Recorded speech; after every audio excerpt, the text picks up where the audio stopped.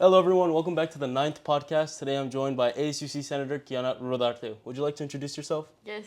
Hi, everyone. I'm Kianna. I'm one of 20 ASUC senators. I'm a junior here at Cal, and I'm studying economics and political science, minoring in public policy. Amazing. So, before we dive into what all that means, let's backtrack a little bit into coming into Berkeley. So, coming to Berkeley, did you know what career path you wanted to follow? No, actually. Originally, I thought it was going to be like STEM engineering, but then just, I don't know, high school happened, and I applied as undeclared to Berkeley. And I knew I wanted to learn about, like, go into the corporate world. I just didn't know how to get in there. So then obviously the idea was like applying to Haas, doing like waiting 2 years and then applying for the 2 year program, but that did not happen. I ended up majoring in political science and like economics, and I'm still doing that. So yeah. Amazing.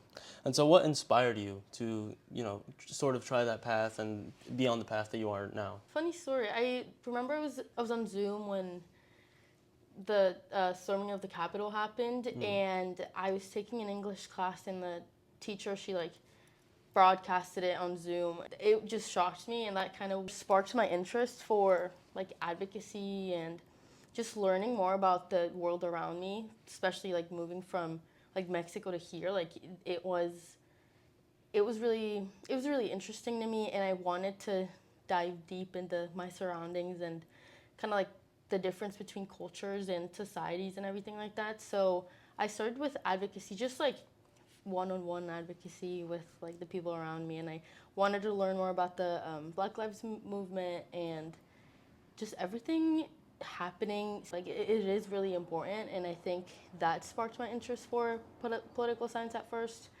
For econ, I think I'm still trying, even though I am a junior, I'm still learning, and I still don't know what I want to do completely, but I think econ gives me a chance to dive deep into like both political science, which is kind of like my interest, and then econ, that's a separate thing, like more for the life after Cal and maybe getting into corporate after. So, yeah. Mm. So you touched upon your transition from coming from Mexico to now being here in California in the United States. And so how was that transition, and how did you find community being at Cal? Great question.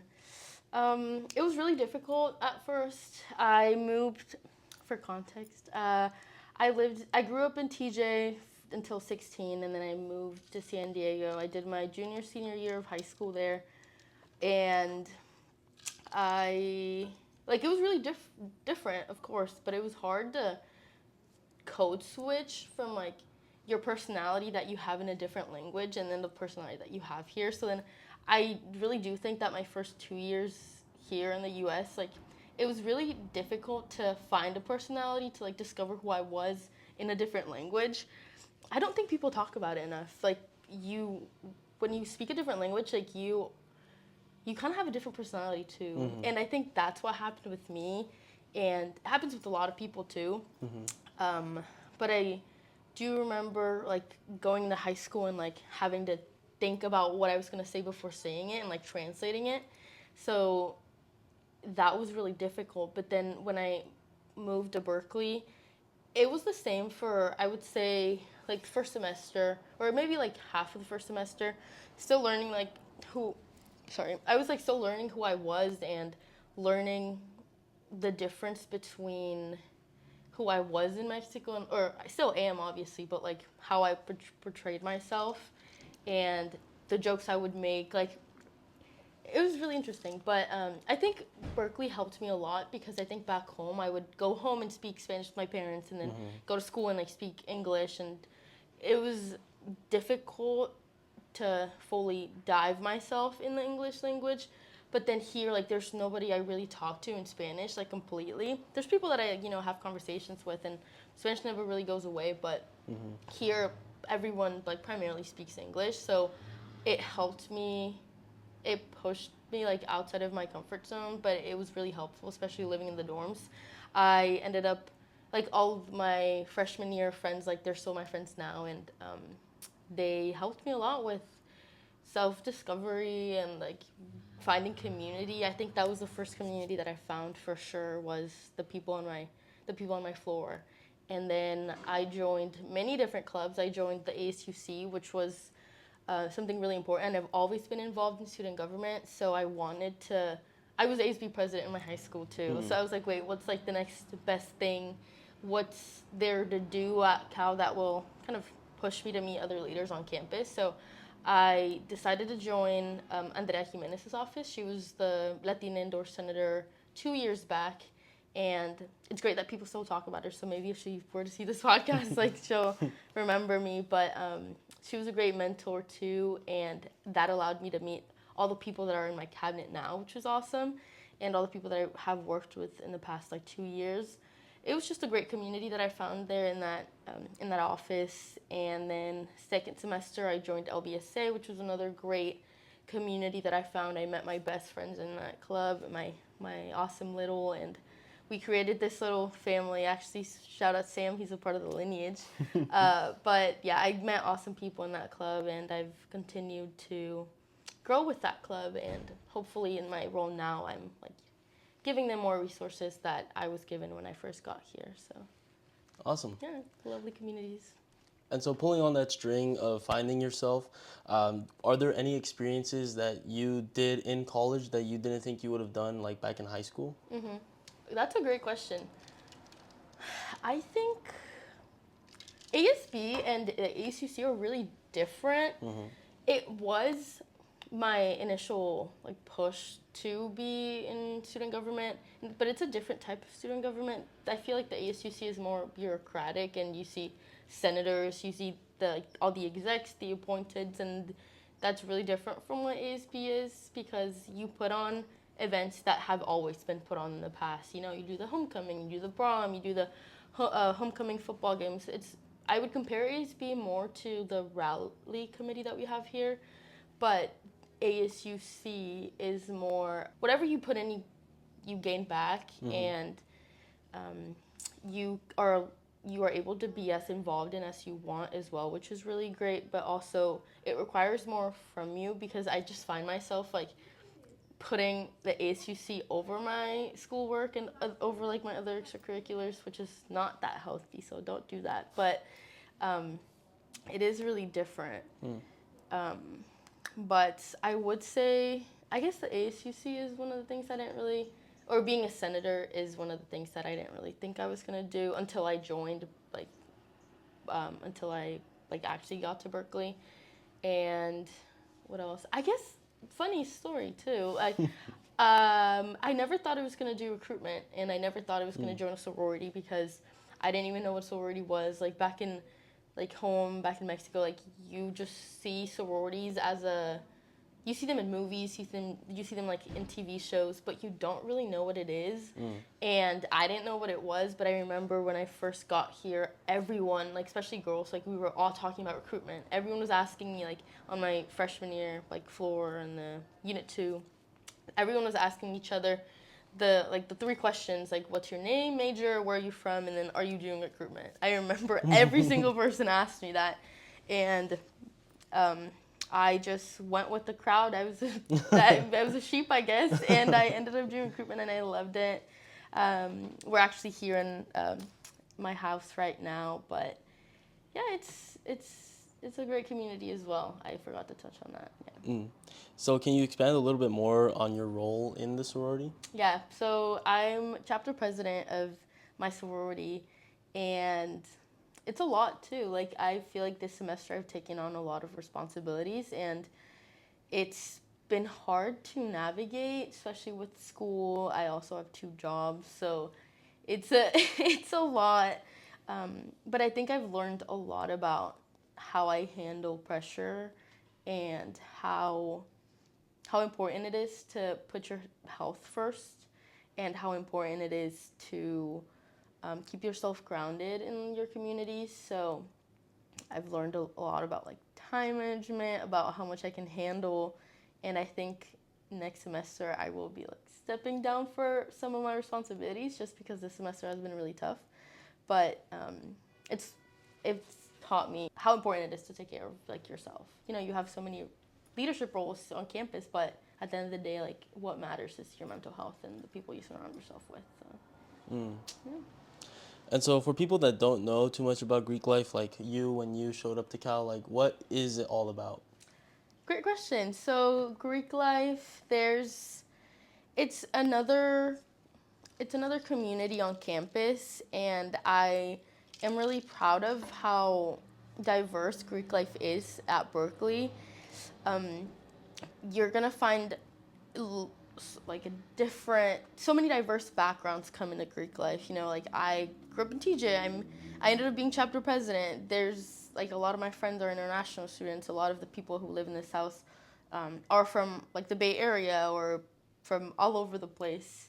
So I think for people who haven't experienced Greek life, it's a community within a community within a community. You know, you have the Cal Greeks as a whole org, and there's, I believe, 13 sorority houses, and I don't know how many fraternities, but it's that. And then you obviously have your own house, and within the house, you find, or I guess this house has like 167 girls right now, and that's a lot, like 167, that's a lot of girls, and 64 girls live in this house. So I share, you know, a bathroom, I share a space with 64 other girls, and it's a great experience. So if you were to be interested in joining Greek life, you also have the freedom to do that, because you know the people in this house like are also involved in extracurriculars. You have me as an ASUC senator, but then there's also girls in STEM. There's girls in um, the arts doing orchestra. One of my really good friends is in the orchestra,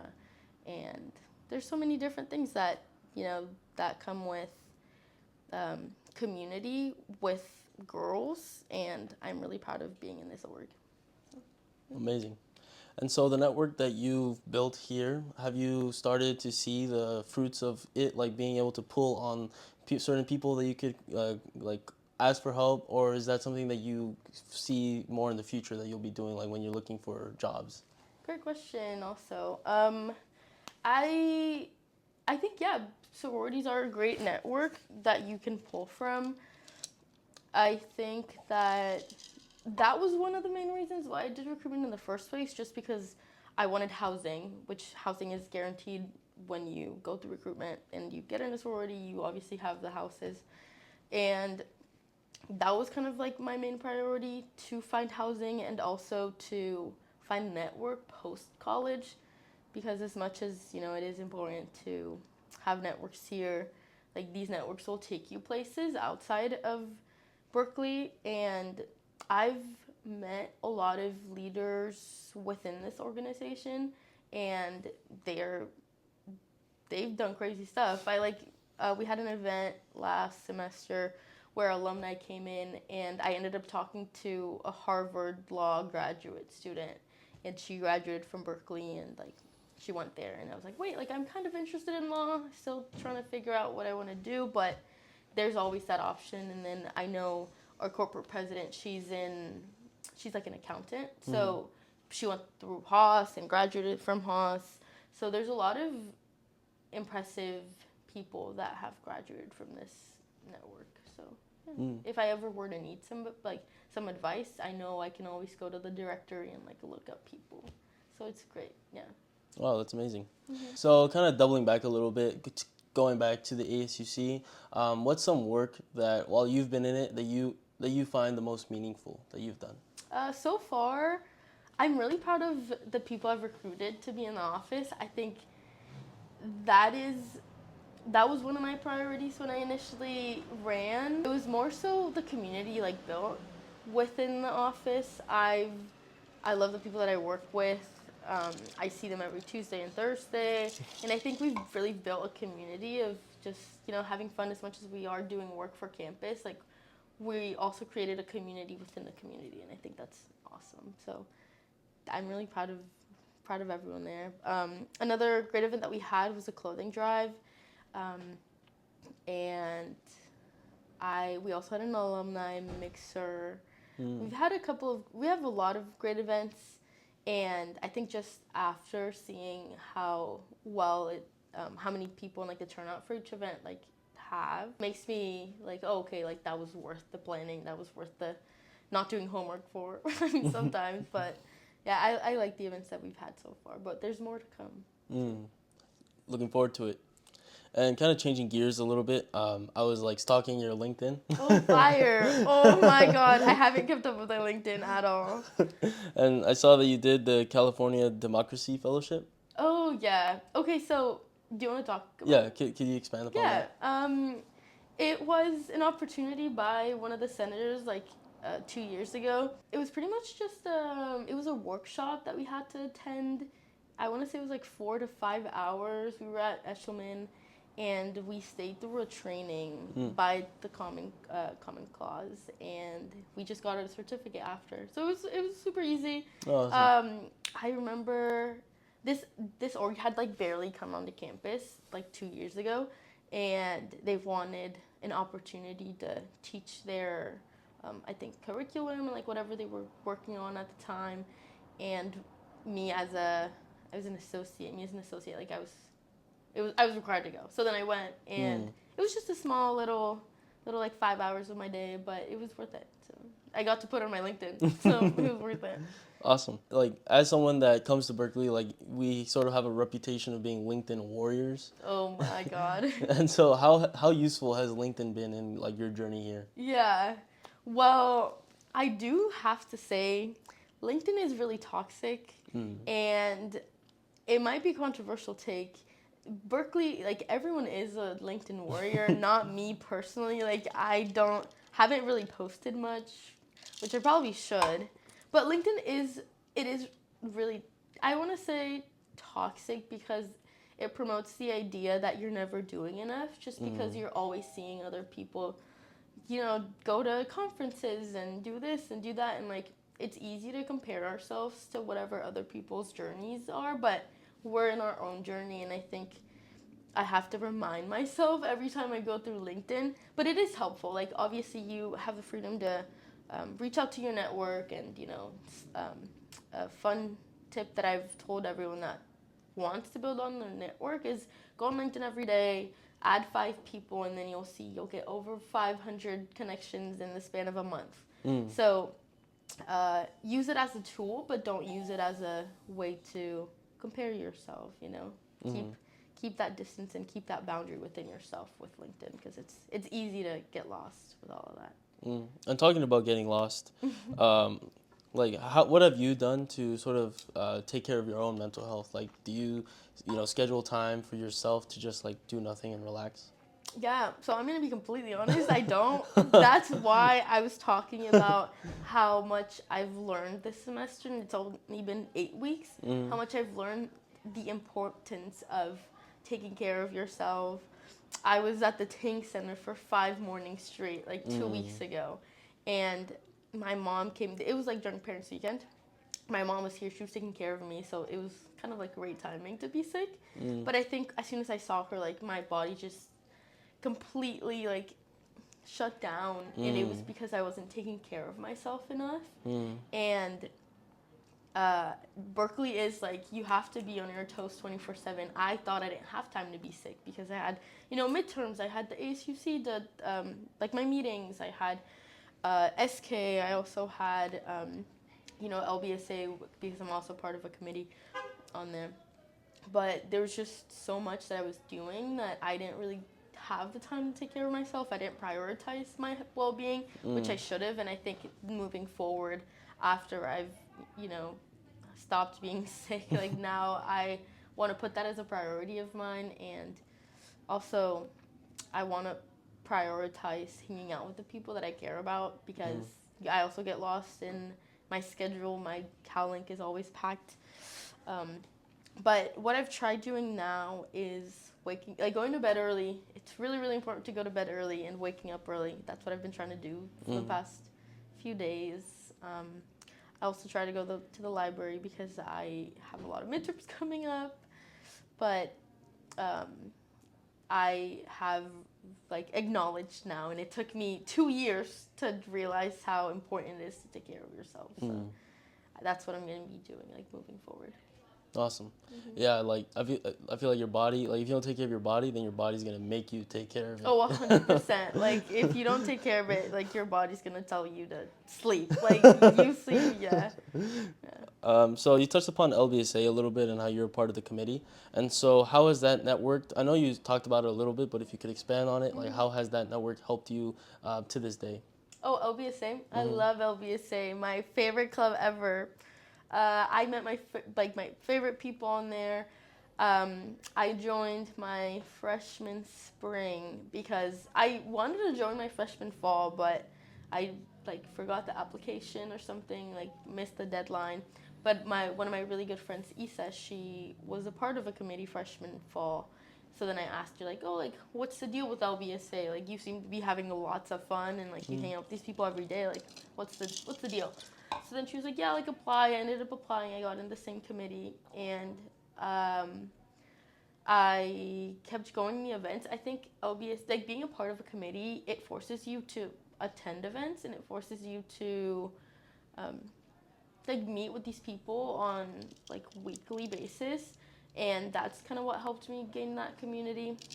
And then I want to say with networks wise, like I think LBSA is the perfect mix of like play hard, work hard. Mm. So as much as we work hard, we come up with like great events for campus and for the people within the club. Like LBSA, I want to say like they know how to party and like they know how to have a great time together. And I think mixing both has really shown and or I've seen how much like people genuinely care about the club. So it creates that's how it creates community because you like can go study with these people, but you can also go have a great time with them and like later on. Mm. So it's great. It's a fun club. You're a part of it. I know. Yeah. Yeah. Kind of going back a little bit more to the ASUC, how is it like campaigning for that position? Oh, campaigning was a rough. Sam helped me out actually. A lot of people in the office helped me as well. A lot of people in cabinet were like my platform directors.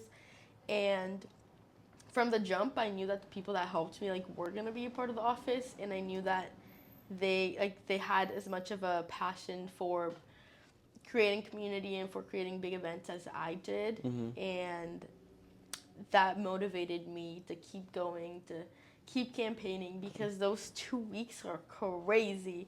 I bet. I want to say for those planning on running, you do start, and people don't tell you this. You do start thinking of running. Like I started thinking I was gonna run my freshman fall, and then it was just an idea of that I always had in the back of my head. I told people actually that I was thinking about it, and they all motivated me, which was great. But then you start planning before I wouldn't say like winter break before going into winter break, Mm-hmm. just because there's so much planning that goes in between everything and who's gonna help you with your campaign, like what your logo is gonna be, what your slogan, your platforms is a big one. So you start like before winter break, and then you come back and you build your team. Mm-hmm. So pretty much the entirety of spring semester I was focused on the campaign. I think I ended up dropping like one or two classes just because it was so much. Yeah. Um, Wait, actually, that's a lie. I took 19 units. So don't take 19 units when you're running a campaign. But now I obviously took a step back, not taking 19 units this semester. But last semester I did. So that's why it was a lot. But also, campaigning, you motivate yourself with the people around you. And Mm-hmm. there's so many people running. I think my semester, there's like 54 like people running to be a senator, and there's 20 spots. Mm. So it is really cutthroat. But it's also you're also gonna know like who the true people are because there's a lot of like chatter in between and people not talking in the most positive way sometimes Mm-hmm. and that can take you back a lot because sometimes you take it personally, but when you're running a campaign you can't take things personally because it's not you, it's just maybe they're looking out for someone else. Mm-hmm. So it's never an attack on a person. Like if people were to talk negatively about you, it's more so kind of like a reflection on where their headspace at. And I think that took me a minute to realize, Mm. um, because you're also putting yourself out there, and it's really hard. You are vulnerable to the public because you are putting yourself in a position where people can judge you and will judge you. You know, like they are in their freedom to do that, 100%. But it's at the end of the day, you're a person, and like we were talking about before, like you need to take care of yourself. So in my time, I'm really grateful for the community that I had and like the people that I had to rely on. My chiefs are great. Like the shout out Isbady and Gabriel, they did an amazing job and got in, and like I could shout out so many different names that helped me throughout the campaign, and it got me to where I'm at right now. So it's about the community you build with like in the space that you are as well. But like seeing so many people table and campaign like inspires you and kind of motivates you to keep pushing, you know, because it'll drain you a lot, but it at the end of the day, like it is worth it. Even if you like whatever the outcome is, I think going through it, if you're interested in doing this, like you'll learn so much from it. So I think it is worth the while. Awesome. And so, being sort of like in a public office, do you think that would that has inspired you to sort of pursue public office in the future? I was thinking about it. I need to take like yes, I am a senator, but I don't know if it'll necessarily translate to what I want to do later on. I'm when I say like I need to take a step back, I think I need to cut down some responsibilities just because I'm serving a term, but I'm also a college student and I'm also trying to figure out what I want to do post college. Yeah. And I don't know. So I think I need to set time aside to apply to internships, apply to like reach out to people that will help me post grad. So I'm thinking about it. It has motivated me to work in the public sector, but also I've seen like how vulnerable you can be when people are, and they are in the freedom to do that, you know, like putting you in the spot, which I'm thankful for, but also like I don't know if I would want to do that in a bigger scale. You know, Berkeley is huge, but also I don't like the world is bigger. You know, outside of Berkeley, it is bigger. So I don't know, but I'll keep you updated. I'll keep you updated for sure.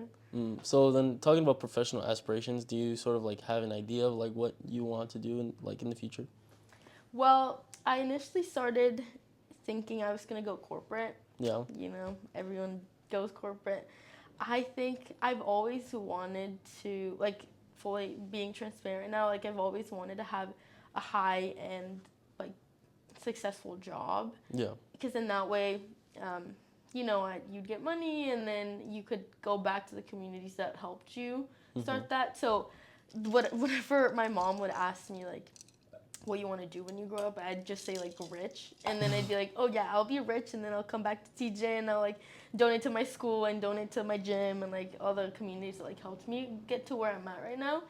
I've always wanted to do that, don't like donations and things like that, but I think I might. I also thought of law school. You know, half of the people in Senate right now like are gonna apply to law school, and I've heard that everyone's interested in that and like doing the LSATs and like all that stuff, but I don't know. I'm sure that was not the answer you wanted to hear, but I'm learning and I'm gonna take time over like winter break, I'm sure, to like fully know what I want to do after. Well, I think that's very insightful because a lot of people come into college thinking that they have to follow a certain timeline and know what they want to do, but it's like refreshing to hear that you could still have time to figure out what you want to do. Yeah, 100%. I think you think freshman year you have to figure it out. You have to have a major. No, you don't. Like half of the people here don't get a major until they're juniors, and some of them like till their like first year, senior year, which is really like kind of late. But like still, like typically junior year, that's when you know what major. But at the end of the day, like a major does not matter. In the real world, it does not matter what like thing says on your diploma. As long as you have the Berkeley diploma, that's gonna take you so far. But if you're stuck between media studies or econ, like whatever, I think you should study what you are interested in and what you think is gonna help you later on. But also don't stress about it too much. Like you're gonna figure it out. You have time to figure it out. Especially if you're a freshman or a sophomore, like you're gonna have time. And once you figure that out, then you can be like me, a junior, double majoring, still not knowing what she wants to do later on. So there's time. There's always time. Mm. Even after college, like you don't have to have a job right after college. You can take a year off, work, get experience, and then fully like know what you want to do. Mm. There's time. There's always time. And I guess one last question I have for you is, what would you tell a younger version of yourself if they were watching this? A younger version of myself. I'd say to be proud of like your journey. I would tell her that everything happens for a reason. All the people that you meet are in your life because of a reason, and to keep pushing, to not be so hard on yourself. I think that's a huge one. And I can tell this to everyone watching, don't be so hard on yourself. Berkeley is cutthroat, but it also shows you how kind people are and how much joy you can like make out of a run to get coffee, a run to like the library. Like it's I think the small moments that build into your whole college experience. So I think I do want to say don't be so hard on yourself. Everything will turn out. Everything is meant to happen how it is, and everything happens for a reason. I think that's my life motto. Everything happens for a reason, and you're gonna end up where you're supposed to end up in. That's what my professor, my high school year, my senior year, told me when I didn't get into UCLA. He was like, you're gonna end up where you're meant to end up in, and I think I have, and I think I'm where I'm supposed to be. So. Awesome. Thank you so much for taking the time to come on the Of course. podcast. Thank you, Sam, for having me. See you guys in the next one.